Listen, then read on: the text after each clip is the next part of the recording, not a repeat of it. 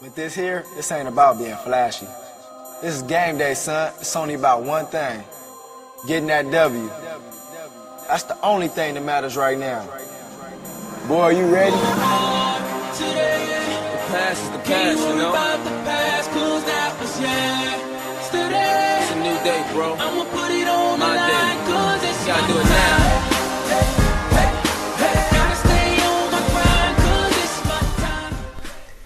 Blindside Football Podcast here, back for another episode. Matt, how's it going? Going well. I'm excited to welcome Drew LaMontagna to the Blindside Football team. He's writing some great articles already for us. What's his Twitter handle? We'll make sure we get these guys following him. It's at _Monta, MONTA. So definitely go give him a follow out on Twitter. Like Matt just said, he's got an article already up on the site all about the quarterback controversies around the NFL, so make sure you check that out. He's going to cover basically our NFL news and notes, so be on the lookout for that and keep checking in on him and give him a follow. Speaking of controversies, his last name, the pronunciation was a little bit tough for us, so Drew, if you could, hit us up on Twitter, give us a little note, make sure we get this right next time. Yeah, definitely. All right, so speaking of actually more controversies, the big controversy of the week here, Tim Tebow getting signed by the Patriots. That pretty... somewhat surprising, I guess. I mean, I guess it was surprising to a lot of people. I thought it made the most sense out of all the teams, probably personally. Great deal, I think, for the Patriots. 2-year deal, no guaranteed money. Low money to begin with. I mean, a 2-year deal, $1.36 million. I actually looked it up today on SportTrack.com.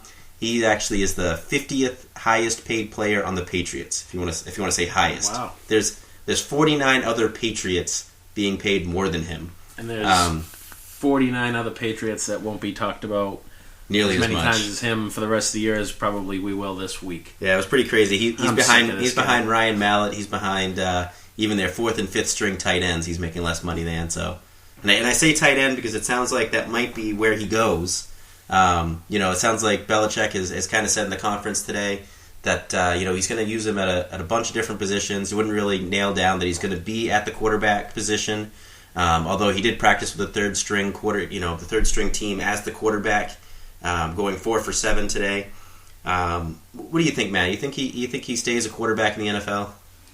I don't, especially on this team. We're talking about the Pats. I mean, they throw the football. This guy is the least ideal in that regard. The thing for me is thinking this really, everyone's going to talk about it. It was mentioned 137 times last night, 120 minutes on ESPN. So this is obviously a big story, and I get it, but fantasy football-wise, it really isn't for me. I think the only way he's relevant is if Gronkowski punches Hernandez in the face, breaks his forearm while he's doing that, and knocks Hernandez out for a few weeks. I mean, there's no fantasy relevance for me, but hey, Patriots signed Tim Tebow, yippee.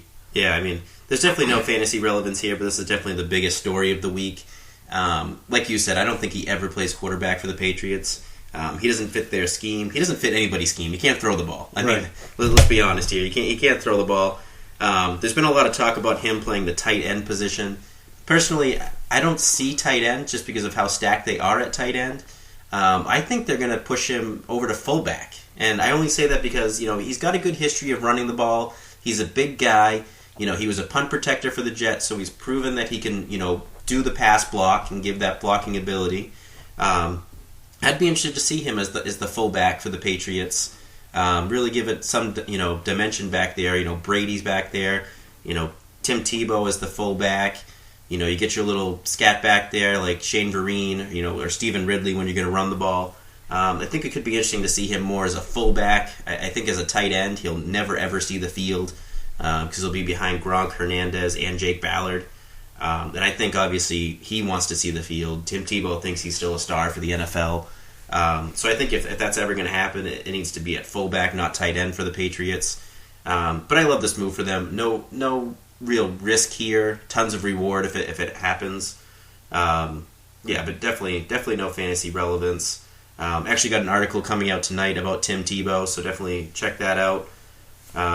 Really not too much here to say, though. No. I mean, like I said, no relevance here as far as fantasy football, just more about the Tim Tebow circus coming to New England. Yeah. Big fantasy football news, though. Josh Gordon suspended for 2 games for substance abuse. According to him, he had strep throat in the offseason, and his doctor prescribed antibiotics that included cough medicine with codeine, and he's saying that's the reason why he had codeine in the system. You buying that? You think that's really the reason, or you think he's sipping on the scissor with Jamarcus Russell? Geez, I hope that is the reason. I really do. He had some issues in college with substance abuse. Yeah. The thing that kind of stuff is, that's a scary type drug. Obviously, Jamarcus Russell was a poster boy for it. I hope his story is true, and who knows? I don't know. I'm not there, so I'm not going to speculate. Personally, it sounds like a pretty good story to me, as far as not true, I should say, but who knows? The thing that's interesting as far as fantasy for me, I kind of like this because it's a guy that I had on my radar, and somebody who's going to fall, I think, a little bit now. Oh, yeah. And I'm still going to take him. If he's, he's missing 2 games, I think I'm going to get him at an even bigger discount now. Yep. And as long as he can stop drinking the purple drink, I think that's what the codeine is. He'll be able to still produce this year. But yeah, I think it's just like Justin Blackman. I think both of them are posed for breakouts this year. And yeah, this is just going to make them fall a little bit more and make them a little bit better value. Yep. If you can miss them for a few games this year, that's not really a big deal because you got them for the fantasy playoffs. I think his reasoning was a little convenient. It kind of reminded me of the old Seinfeld episode with Elaine and the poppy seed bagels that she ate all the time, and that's why she was showing up in the drug tests. Kind of reminded me of that. It just seemed like a little convenient, especially given his history. Obviously, I hope that was really the case because I think this guy breaks out this year, and I think in dynasty leagues he's getting right up there, like a top 15 guy maybe in dynasty leagues. I think. Well, if now that we're seeing another situation here with some substance abuse, this could be a reoccurring thing. It's the first time we've heard about it since the NFL, but like you said, in college he had issues with it. So it's a little scary as far as dynasty is concerned, just because you don't know if this is a kid who's going to be able to wrap his head around being great. He might just be one of those guys who's got some money and he's the next Stevie franchise where all of a sudden he just falls off the face of the earth. You want to make sure in a dynasty that you're going to be taking them late, or any draft really right now, I think, with this news. So it's going to be a big high reward type guy with very little risk where you're going to be able to get him, I think, in the draft. Yeah. You know where he's going roughly as of right now? I know this is kind of a quick off-the-cuff question, but I think it's around the 7th, 8th round-ish in redraft and leagues. I think this news is going to drop that a little bit. Yeah, so. He'll probably drop to the 8th or 9th, and I'm scooping him up there. I love him there. All day. Yep.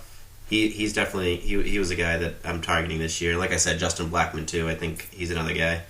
But moving on, Beanie Wells to the Jaguars.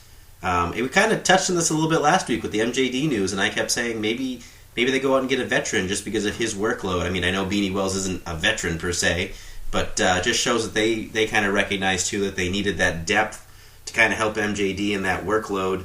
What do you think anything of this? I mean, Beanie Wells, he couldn't really make it with the Cardinals. Yeah, I really had high regard for him coming out of college at Ohio State. But he's just been a guy that hasn't been able to stay healthy. It seems like he's just always nicked up. And when you're a running back in the NFL, you're going to be nicked up. When you're getting hit by guys 350 pounds pretty much on a play-by-play basis. So you need to have the ability to play hurt, I'm not saying, broken leg, those kind of things. I'm just saying when you're nicked up, everybody's nicked up in the NFL. And he seems like one of those guys that when he's nicked up, he just can't quite get out on the field. So nothing that I'm excited about for fantasy, although I do still think there's a glimmer of hope in Beanie. He was a first-round pick for a reason. Being that he's with MJD now, clearly he's not going to be the man. But we'll see where this takes him. Maybe being in the backup role, getting a little bit of work here and there could help his career in the long run. It could definitely help him stay healthy, too. Right. Not getting a full workload. Not that he ever really was healthy enough to get a full workload before.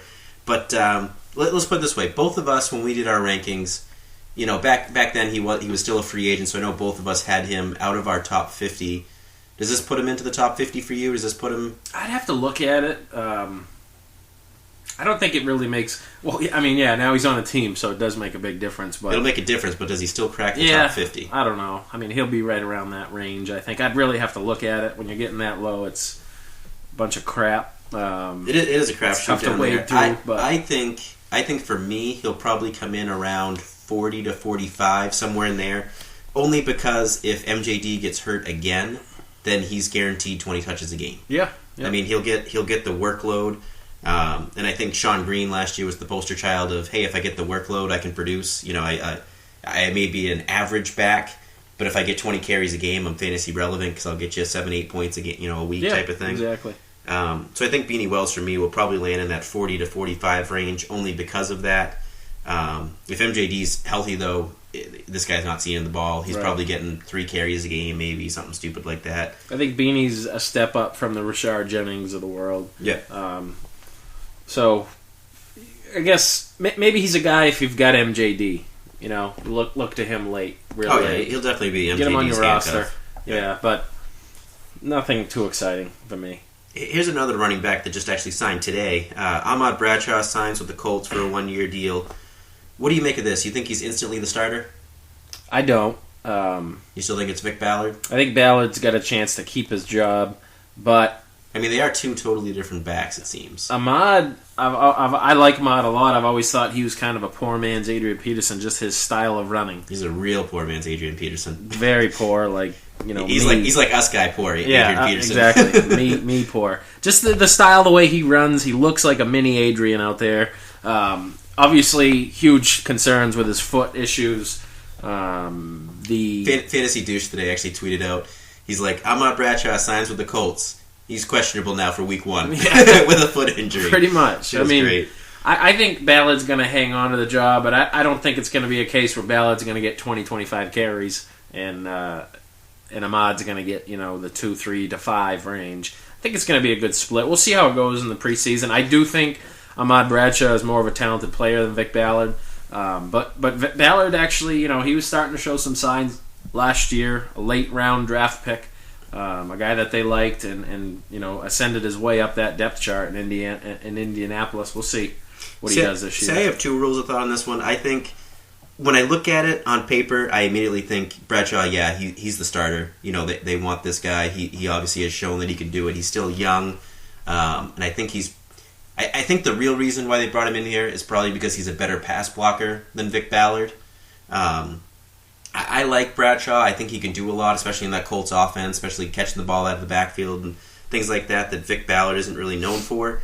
My only concern here is if the Colts honestly thought that Vic Ballard was not the answer, why didn't they draft a running back? Or why didn't they sign Bradshaw a month ago, 2 months ago? So, I don't, you know what I mean? It's one of those things where, like, if this was the guy the Colts wanted, why did they wait so long on it?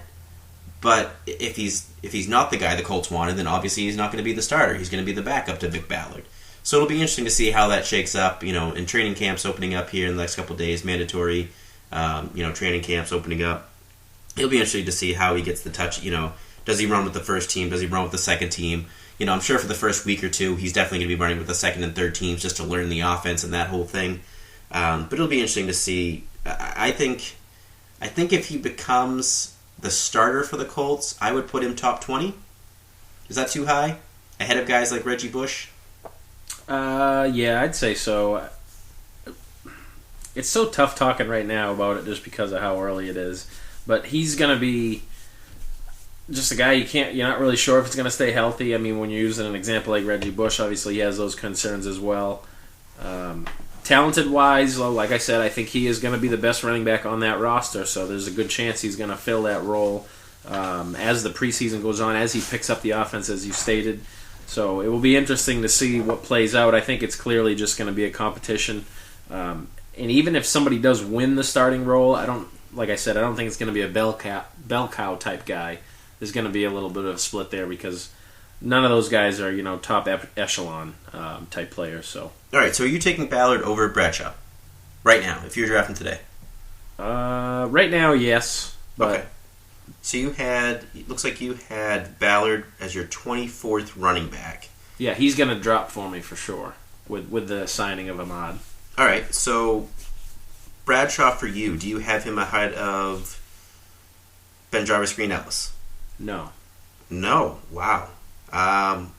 Wow, that pretty much answers my question then. Wow, you are way down on him. Yeah. I mean, as of today, he just got signed. He doesn't even hardly know how to spell the Colts offensive playbook right now. It's going to be some work. We'll see. obviously we'll have some time before our next rankings, see what things start to play out, who he's working with in the preseason camp. But see, for me, if I'm putting him, maybe top 20 is a bit of a stretch because that looks like it's, according to my rankings, David Wilson territory. Maybe top 25 because at 26 I got Lamar Miller, 27 I got Chris Ivory, 28 I had Vic Ballard, 29 I had Daryl Richardson. So yeah, he's probably 25th for all me. all guys right there you listed that are going to be obviously kind of competing for the job. Oh, I was gonna say, I thought you were gonna say all guys that you like better than. I was gonna say obviously you like Ben Jarvis. You like the law firm more than Bradshaw, which I think is a little. Yeah, that one might be. I'll put a $5 bet on the board on that one. Jesus. I'll take that all day. I think Ben Jarvis, he is not that he's getting old or anything. I just think he's wearing down. I'm not really impressed with what he's been doing, and I think Giovanni Bernard kind of takes over halfway through the year out there. But moving on, Bruce Arians says that Michael Floyd is poised for a breakout year this year. For the last year, he's been working under obviously Larry Fitzgerald and. Just really learning the offense and taking, being under Fitzgerald's wing as far as running routes and everything. Currently coming off the board as the 57th wide receiver in redraft leagues. You touching Michael Floyd at all this year? Yeah, he's that dude was a man. He's a beast. And really, the thing with him, he was raw coming out of school, out of Notre Dame. He's had time to, like you said, pick up the offense. He's been working under. One of the best wide receivers of his generation in the league today, in Fitzgerald. The guy's going to know the ropes, and if Floyd's a guy who's going to listen, he's going to be able to learn under the best. So, yeah, I can see a breakout year type thing happen. A lot of times for wide receivers, the third year is really the year. This is Michael's second year. It was a quiet year for you last year. You saw some flashes, some great catches. So. Bruce Arians, new coach there, he's going to say nice things about his players this time of year for sure, especially a guy like him that they really need to step up. So, see, I think 57 is a huge value pick. Crazy, huh? Yeah. I wrote about this in the Cardinals offense, and I think, with Palmer there and with Bruce Arians airing it out like he did with Andrew Luck last year, I think it's going to be a huge passing offense for them this year. I think Arians likes to air it out. Palmer is obviously much, much better indoors than he is outdoors, so I think that's going to help a lot. Michael Floyd, 57th wide receiver off the board. That's just crazy for me. I am taking a flyer on him all day in the 13th, 14th round, right in there with my Stephen Hills and stuff like that towards the end of the draft. Load up on running backs in the middle of the draft, but then take him a couple of wide receiver flyers at the end and see how it turns out. And I think he way outperforms his 57 ADP. And I think that's going to move up a lot as we get closer and closer to the drafts. All right, so moving on. Percy Harvin gets moved around a lot in Seattle in their training camp. They said that they lined him up in the slot, the outside, and a little bit with the running backs. He's right now the 7th wide receiver off the board. What do you think? You think he's going to put in another top 10 season? Yeah, I do. Lining up in the slot outside and getting work with the running backs. Newsflash, I guess that's what they did in Minnesota. Why change it? He's obviously a guy that produced doing that. He can do a little bit of everything for sure. Kick returning. Yeah, they didn't do any punt returning, but he was doing. I'm sure he could do that just as well. Yeah, they said they were going to have him do some kick return stuff. Where did I have him ranked? You have the rankings over there in front of you. Let me take a look here. Percy Harvin, you had him at 8th. Yeah. So actually, I had him at wide receiver 7. He's wide receiver 7 off the board. So I'd say we both had him top 10. Yeah. Kind of right in line with what it looks like everyone else is kind of thinking right now. That news is, I guess, good news. They're going to kind of. It sounds like they're going to stick to what he does best, and that's kind of let him do a little bit of everything. Surprised to see that they say they're going to that they lined him up outside. I feel like that's not where he would normally do his best work. Yeah, in Minnesota, he got a little bit of everything. They really. To utilize the mismatches, they'd put him all over the field. So it'd be harder for the defense to kind of stack up against what he was going to be doing because his roles were so diverse in Minnesota. So it sounds a lot like what they did in Minnesota. So you're the big Vikings fan. You watched him a lot last year. Just fill me in on this. How many carries did he have last year? Did he really have that many carries? Should we expect a lot of carries out of him out of the backfield? No. For Seattle? I would say an average of 3 to 4 a game, without knowing the numbers off the top of my head. Like, I just find that interesting that they say they actually took time to line him up out, in the backfield with the running backs. It's different when, I guess, you have him lined up as a wide receiver and then he kind of shifts into the backfield type of thing. No, I mean, in Minnesota, that's a lot of what he would come out in a play where Adrian's getting a break and line up as the tailback, in a typical running back formation where he was just sitting back there. I'd say, like I said, I think he averaged, guessing, but I'd say he averaged around 3 to 5 carries a game. 5 might be a little high, but it just, if your guy's going to get touches, I'd want him to get as many as possible. So they're going to utilize him as a running back, as a wide receiver, whether it's in the slot, outside, it doesn't matter. As long as he's getting that football, he's an explosive guy. He can make people miss. He's one of those guys, he touches the football and you hold your breath. You're expecting big things. So regardless of where it is on the field, I'm excited to see that they are going to kind of keep that same idea with just getting him the ball in space. Talking about another former Vikings guy here, Tavares Jackson gets cut by the Bills. Can't say that's surprising for me. The only kind of surprising thing I thought about this was, if E.J. Manuel is going to be your guy, I feel like Tavares Jackson would be the same type of player to have as a backup to him, as opposed to Kevin Kolb. Any relevance to this for you? Do you see anything into this? I'm more looking at it as, is this telling me how the Bills are going to shape up their offense? Are they going to go with Manuel from the beginning, or are they going to go with Kolb? Or do you think this is just, hey, you suck, see you later? Yeah, I mean, disappointing for me. I thought T-Jack could actually, before the draft happened, I thought he had a chance to say they stuck with Cobb and Jackson as the quarterbacks, which would have been career suicide. But I think he had a chance to beat out Cobb. We've seen Cobb. They're both awful, I guess. I could say that. I've just always had a little soft spot for T-Jack, drafted in the second round from the Vikings, the worst coach I've ever seen, Brad Childress. Jackson's actually, he might be a guy that is very mobile, but he was one that didn't tend to really tuck it down and run often. A lot of times I would wish that he would do that stuff more often. He tried to be more of the pocket quarterback type guy. So, Cobb for me wasn't terrible. I mean, he still won games last year. He started 4 games beginning of the year. They won them all. Yeah, that's true. Including one against the Patriots. I mean, he won games. I guess going back to Tebow, that's the whole Tebow argument, is he wins games. So I don't see Cobb as terrible. I don't see him as a starter. I don't see him as my franchise quarterback. I wouldn't want him to be the starter for my Patriots. But I don't think he's terrible. I think the Jackson cut makes a lot more sense than cutting Cobb. But like I said, from an offensive standpoint, if you're trying to go with the Manuel,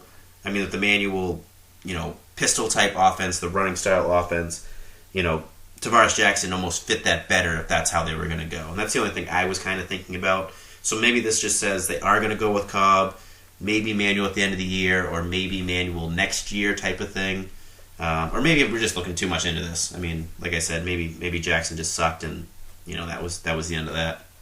Yeah, neither one of those guys or anybody that's really on my radar. The only one that is Manuel, just because of the potential there with his legs to make things happen. But Cobb or Manuel, I'm not too pumped about for this upcoming fantasy football season. I was going to say, Manuel I feel is being undervalued right now. I mean, out of all of us that at Blindside that have ranked quarterbacks, I'm just surprised that I'm the only one that has him in the top 25. I mean, there's 32 starting NFL quarterbacks, and I'm the only guy that had him in the top 25. I found that a bit surprising, because I feel that with his running ability, he could be relevant. You got other guys that I would definitely not take over him. The Brandon Whedons and the Mark Sanchez's and that type of thing. Oh yeah. So I was very surprised that I was the only guy that had him in the top 25. And what's starting to become a regular now, our TMZ corner here. Chad Ochocinco arrested and sentenced 30 days in jail. TMZ kind of broke the news first. He was there for a probation hearing for violating his probation against his ex-wife. The judge kind of offered him a deal, and he kind of turned to his lawyer, slapped his male lawyer in the butt there and said, good job, kind of whispered, good job. And the female judge just kind of let him have it and just was not happy with that. Kind of laid into him. Everybody kind of laughed, and she was kind of like, is this a joke to you? You're making a mockery of my court.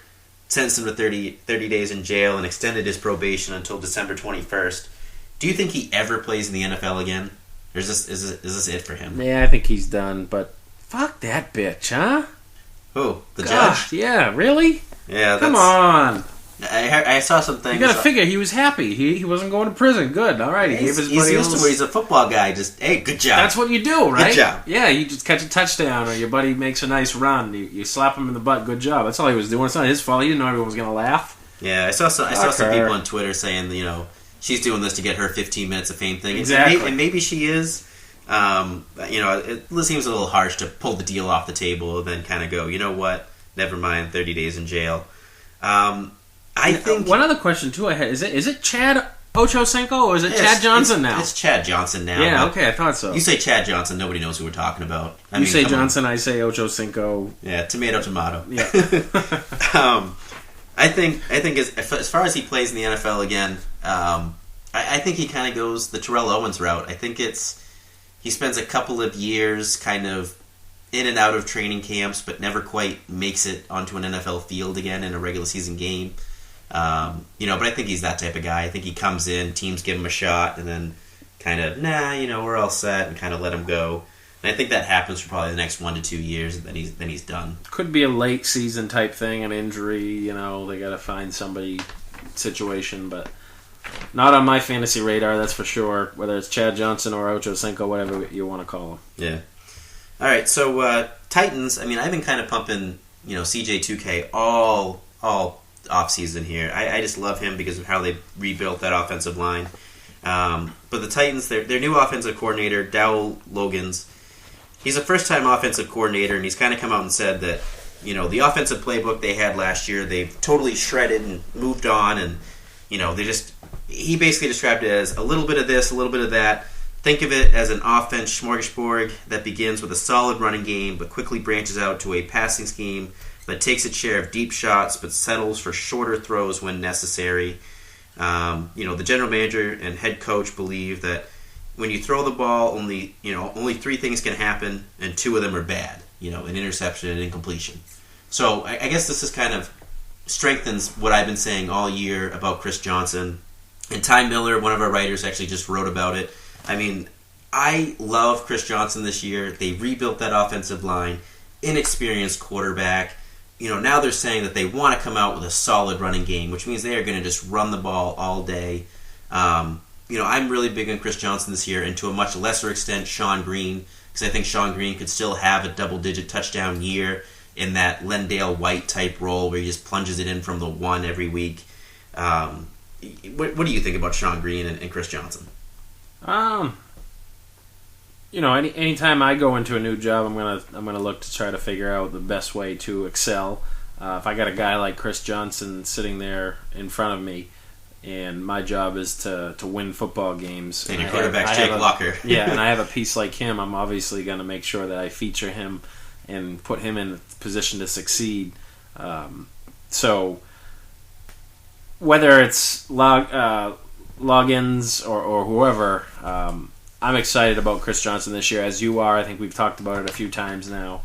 He's a great player, and if you've got a guy who's coming in talking about the fact that running game is going to be a crucial point, it's exciting to see. As far as Sean Green, I agree with you completely. I think he's going to be the goal line guy. The touchdowns are going to be there. The yards won't be there, but the yards are never there for him, whether he was the man or not. So I definitely can see one of these Lendale White, big fat Lendale White type Chris Johnson mixes. Obviously, he's not going to be as featured as Lendale used to be, but like I said, I still think double-digit touchdowns is Yeah. a possibility. I think in TD only type leagues, for the 7 people out there that play those types of leagues, he's a guy that you want to watch for. But this actually kind of brings us into that FF Help Maddie league that I was telling you guys about last week.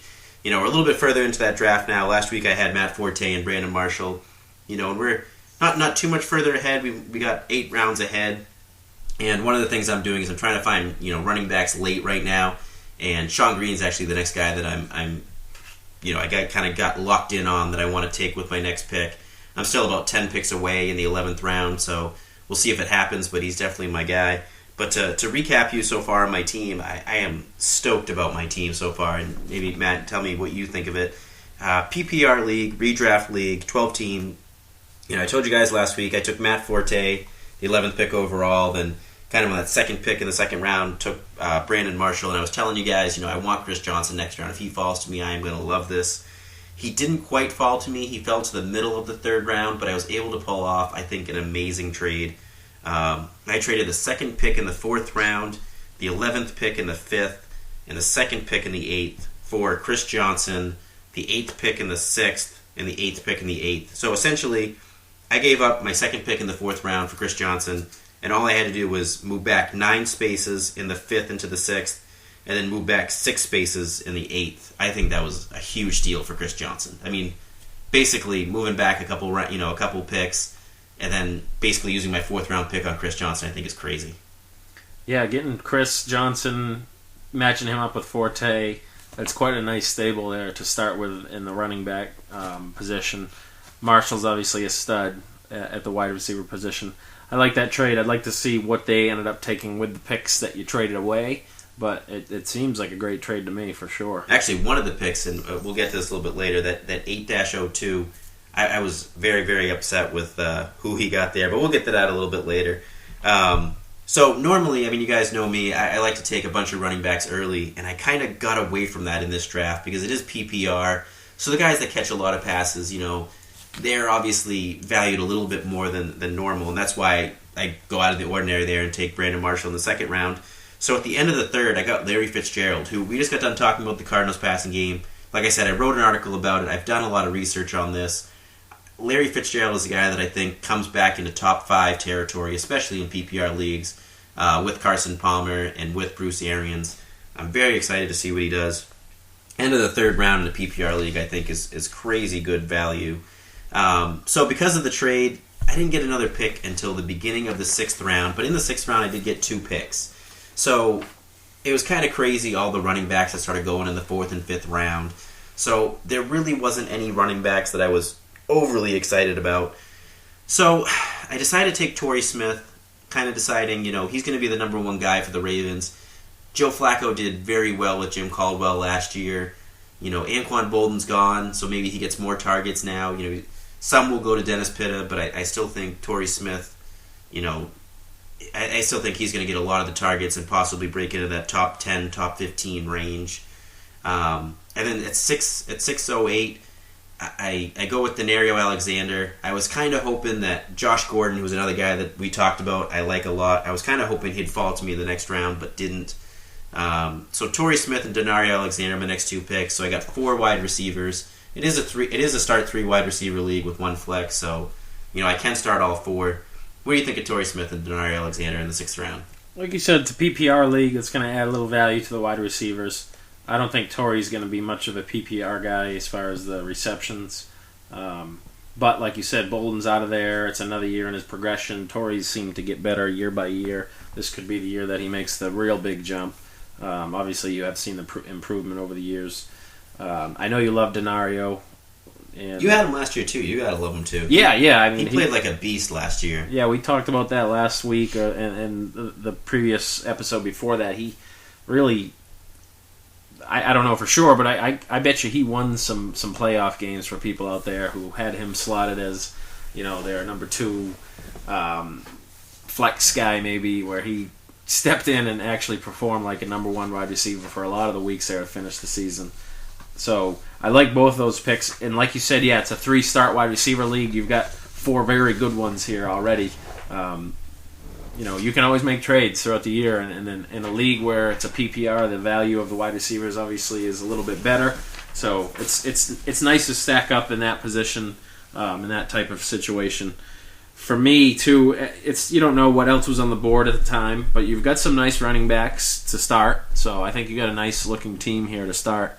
Like you said, it's PPR, so I was like, you know what, the running backs are going on these huge runs, and anytime you see runs in fantasy football drafts, you need to kind of break away from the run. You need to be the guy that starts a different run. Don't be chasing everybody else. If you chase everybody else, you're gonna end up with the worst guy that round. You're chasing people. It's not going to happen. You got to kind of steer away and kind of be quick to change how you're drafting people. Change your thought process for it. Like you said earlier, a lot of things you like to do where you kind of stack up on the running backs. You go into a draft with a thought plan, but it's not. It's you not have to be ready to change it. You need to. For me, I'm big on value, so yeah, I might come into a draft thinking I'm going to stack up my running backs, but if there's a guy sitting there and it's not fitting what my mold was before the draft, I'm a big guy to take a value pick. You can always make trades throughout the season. Like you said, don't let this run happen where the 4th round's coming and you were supposed to draft a running back, that was your plan, and all of a sudden 3 get taken before you. Don't reach for that running back just to fill that spot that you were hoping to do. Look to value a lot. You do want to come into a draft with a plan, but value is a huge thing in fantasy football drafts, I think. And for me, the value came perfectly into play like I wanted to. This is the 7th and 8th round picks that I had here. I have a plan for my 7th and 8th round, and if it turns out like this every draft, I am pumped. But end of the 7th round, the quarterbacks are falling as they should. There's a lot of value in quarterback this year. The names are gone. The Rodgers, the Breeze, Newton, Manning, Brady, even Matt Ryan started to go. And I knew at some point there was going to be a quarterback run. And as much as I wanted to keep waiting, because there was a lot of guys that I really liked, Kaepernick, Stafford, Russell Wilson, Robert Griffin, Andrew Luck, Tony Romo, there's still a lot of good guys out there. I didn't want to be on the wrong side of one of those runs. So at the end of the 7th round, I decide I'm going to go take my quarterback. I take Russell Wilson, even though Matthew Stafford I have ranked a little bit higher than him. And my thought process here was, this year I'm going to try to grab 2 quarterbacks in the 7th and 8th round. I want to grab 2 out of these 3 quarterbacks. Russell Wilson, Colin Kaepernick, and RG3. And my thought process is, if I can get 2 of those guys, if only one of them hits, then I got a top 5 quarterback. And I'm pumped about that. So rather than take the safe guy in Stafford, I decided I'm going to go the risky route. I'm going to go Russell Wilson here in the end of the 7th. And then like I was alluding to earlier, I would have had the 2nd pick in the 8th round, which I would have probably followed up with RG3. Ironically, the guy I trade the pick to, that's what he does. He takes RG3 in the 2nd pick of the 8th round and kind of crushed my dreams. So we see a quarterback run go, but at that 808 pick that I had that I got from that trade, Colin Kaepernick is still there. So I snatched Kaepernick. So I still get the 2 out of the 3 guys I was looking for. And I think Colin Kaepernick at 808 is that's value to me. Yeah, for me, actually, I think I had Colin ahead of Russell Wilson in my rankings. I don't have him in front of me. Yep, you do. Yep. Did you as well? Quite. You have him quite a bit ahead. You had Kaepernick at 6 and Wilson at 12. What did you have? See, my first rankings, I had Wilson at 9 and Kaepernick at 6. Yeah, and but then that was injury, before the Crabtree thing. I don't have my newest rankings with me right now, but I do remember moving Kaepernick below Wilson just because the Crabtree thing does kind of scare me a little bit. Yeah. But Kaepernick, I think I moved down to like 10, and I think I moved Wilson up to like 8. But I still had, I think it was like Matt Stafford at like 7. So I still went a little out of what I normally do. But like I said, I was going for the big risk, big reward thing. Snatch up the 2 quarterbacks, hope that one of them hits. Hopefully one of them does, because I really want to win this league. But so I'm really in dire straits now. I still only have 2 quarterbacks, and I won't get another pick until the end of the 9th round, which is definitely 2 running backs, you mean? what did I say? Quarterbacks? Quarterbacks, yeah. Yeah, 2 running backs. How many quarterbacks you want? Yeah, I want more quarterbacks. So load up on them. Tons of value picks. But I only have 2 running backs going into the end of the 9th round. Not normally where I ever want to be, because that's going to be a killer. So, end of the 9th round, I would normally take a running back, but this is where you got to watch the guys around you and how they're drafting. The guy that has the 12th pick and essentially the first pick in the next round on that wrap pick, he has 4 running backs, so I know he's not going to take a running back. So I take Justin Blackmon here. I already got my wide receivers pretty well stacked, but Blackmon actually had a really nice second half last year, got a lot done. He's going to miss a couple games, but with my 4 other wide receivers, I can be okay with that. I can wait for Blackmon to come back. And then at the beginning of the 10th round, I take Mikel LaShore just because, you guys heard me before. I've been preaching this all off season. I'm not a Reggie Bush believer. And even if Reggie Bush does perform, he gets hurt all the time. He's going to miss a couple games. And if I have to rely on Mikel LaShore during those bye weeks, I'm still okay with that because maybe he plunges in for 1 or 2 touchdowns that bye week. We'll see. But what are your thoughts? Anything on those picks, Matt? I like LaShore. I like Blackman as well. Blackman's a big, high upside type guy, and he's a guy who's going to fall a little bit with the suspension. Mikel LaShore, he's a guy, like you said, he's going to be the touchdown vulture there in Detroit, and they certainly move the ball, so the opportunities will be there. He's a young guy too.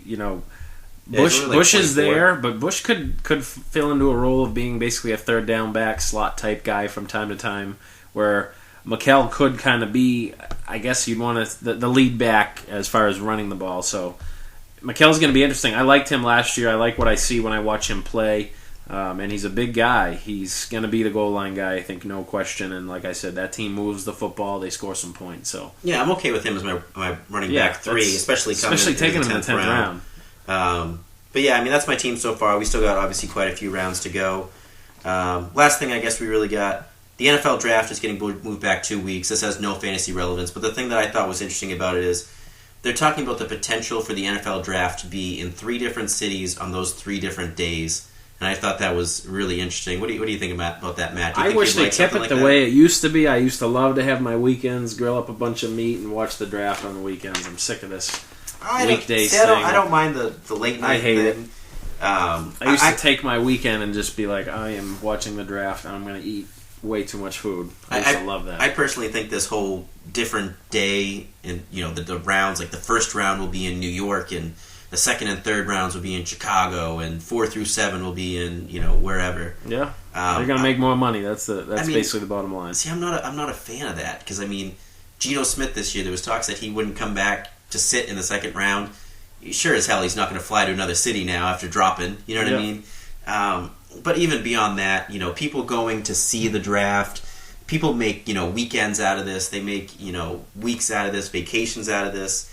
It's exciting for a lot of guys like you and me, and I just think, changing it every day is just, I don't know. I'm just not a fan of it. So, well, for us, it's going to be in my living room, no matter where it is. So, hopefully someday we can go to it and check it out in person. But yep.